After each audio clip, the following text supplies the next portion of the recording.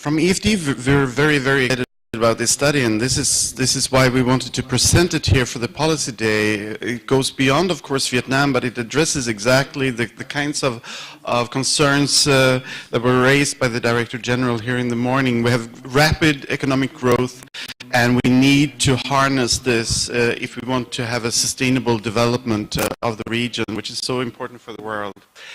Now, this will be a challenge. I just heard from the Master of Ceremonies here that I should cut down 20 minutes to 10 minutes, and we are running late. I've been constantly looking at my watch. So if you bear with me now, this is what I have here is really the introduction to the report. We've heard already some of that, and also the introduction to the 3 sectors. So I will go a little bit fast. I hope the translation will follow. But of course, a lot of the subject matter that we have here today is very, very well known, at least to the people from the region. Here goes. So what we have here is a very special report, as Isa was telling. It really takes stock of a lot of information, and it's kind of a diamond-shaped here, where we start with a conceptual framework. So this is a soft launch. You don't have the report in your hands yet, but it exists. So this report is then expanding by looking at these sectors, air, water, and waste, one by one, and instrument by sector and application. So it really explodes all the empirical evidence out there. And this is basically what I want to do now in the coming 10 to 15 minutes, to give you the introduction of that. But then what is really exciting with this is, of course, then to pull this together. So Jessica is following then and trying to systematize this big body of empirical knowledge into performance by sector and a bit of a comparative analysis, and then Professor Schun will come at the end and see where do we go with these ideas. And of course David is then coming later even to push this even further using this analytical framework. So just to get it straight here, the limitations, we're just looking at 3 sectors. We're looking at a selection of market-based approaches. We are primarily drawing on the peer-reviewed literature.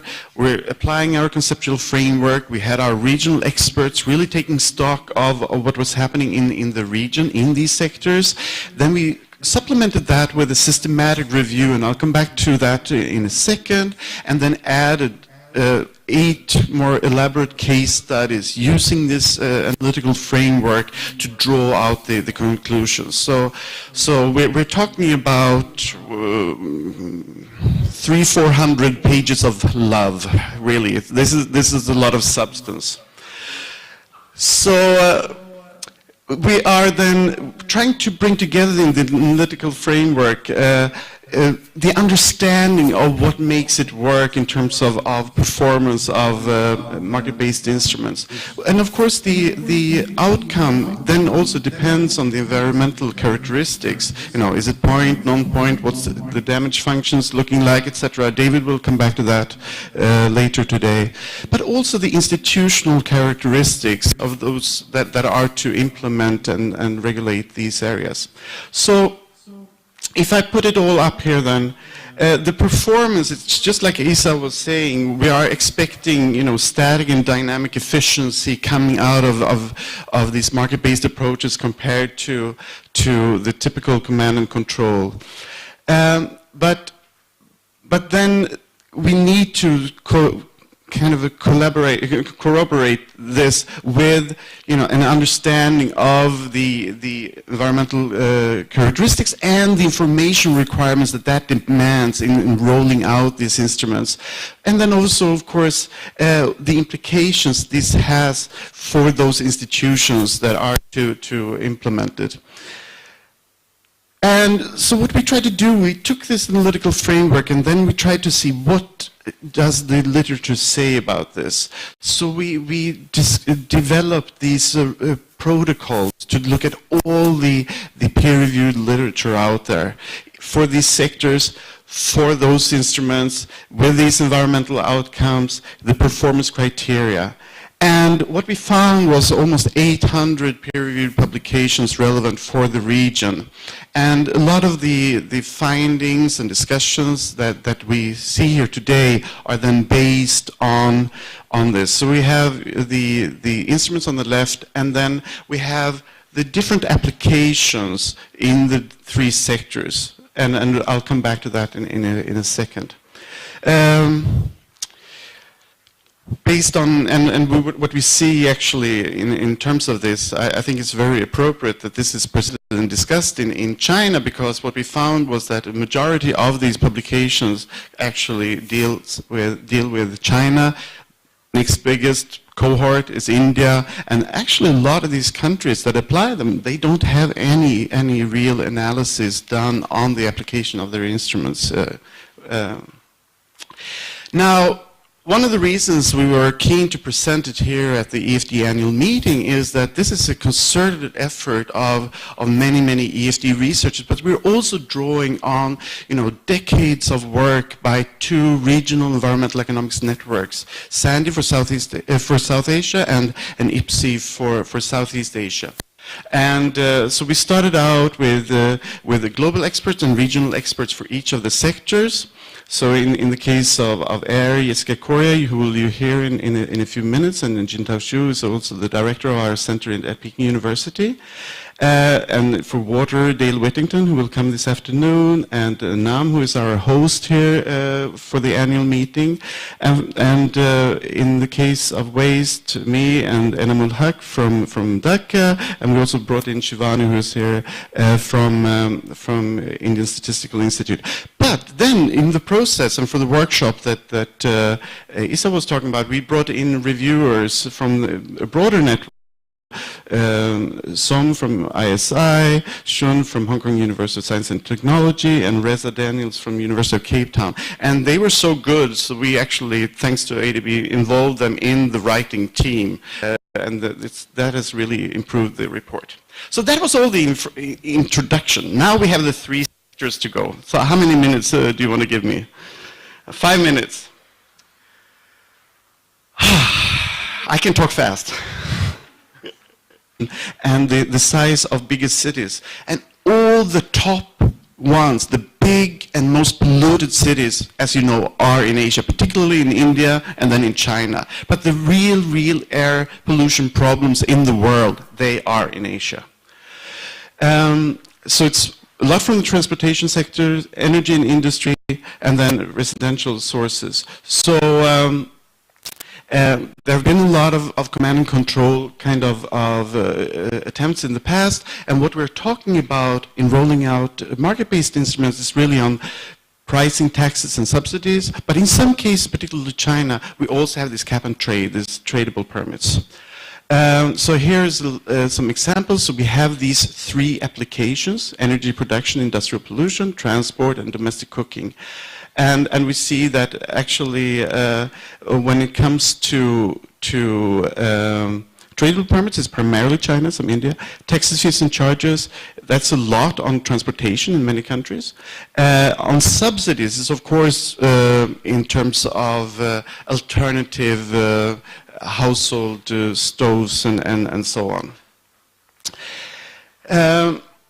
So then I would rapidly go over to water. Same kind of dynamics here. Rapid population growth, high economic growth, rapid urbanization. And of course, this puts a lot of stress on the water sector.